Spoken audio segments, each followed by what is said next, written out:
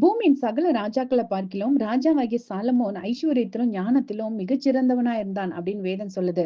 இதுக்கு முக்கியமான காரணம் அவன் இருதயத்தில் தேவன் அருளிய ஞானம் இருந்ததுனாலதான் அவனோட முக தரிசனத்தை தேடி ஜனங்கள் வந்தாங்களாமா. ஆமாங்க, கர்த்தர் ஞானத்தை தருகிறார். அவர் வாயினின்று அறிவும் புத்தியும் வரும். அவர் நீதிமான்களுக்கென்று மெய் ஞானத்தை வைத்திருக்கிறார் அப்படின்னு வேதம் சொல்லுது. அவரிடத்துல ஞானத்தை கேட்பவன் நிச்சயமா பெற்றுக்கொள்வான் அப்படின்னு யாக்கோபு 1:5 சொல்லப்பட்டிருக்குது. நம்ம என்ன சொல்லி நம்ம பிள்ளைகள வளர்த்திருக்கோம்? நீ ஞானத்துல குறைவுள்ளவனா இருந்தா, உனக்கு படிப்பு வரலையா? நீ ஆண்டவர் கிட்ட கேட்டுக்கோ. ஆண்டவர் உனக்கு ஞானத்த குடுப்பாரு அப்படின்னு சொல்லி நம்ம கேட்டிருக்கோம். ஆனா உண்மையாவே ஆண்டவர் அந்த இடத்துல எத கேட்க சொல்றாரு? நீங்களும் நானும் கர்த்தருக்கு பயப்படுற பயத்துல குறைவுள்ளவங்களா இருக்கிறோமா? நம்ம பிள்ளைகள் ஆண்டவருக்கு பயப்படுற பயத்துல குறைவுள்ளவங்களா இருக்கிறாங்களா? அத நம்ம ஆண்டவர்கிட்ட கேட்கணும். ஆண்டவரே, ஒவ்வொரு நாளும் உமக்கு பயப்படுற பயத்துல நான் வளரணும் அப்படின்னு நம்ம கேட்கணும்.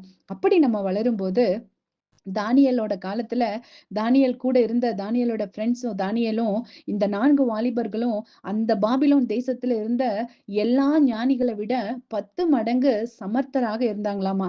அதுக்கு காரணம் என்னங்க? இவங்க கிட்ட இருந்த தேவனுக்கு பயப்படுற பயம் தான். அதுதான் அவங்கள விசேஷித்தவர்களா மாத்தியது.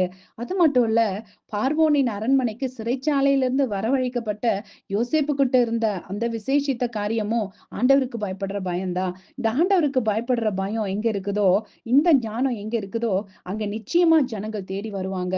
ராஜாவே தேடி வருவாரு. இப்படி ஜனங்க நம்ம கிட்ட வரணும்னா, நம்ம கிட்ட தேவன் அருளிய ஞானம் நம்ம இருதயத்துல இருக்கணும்.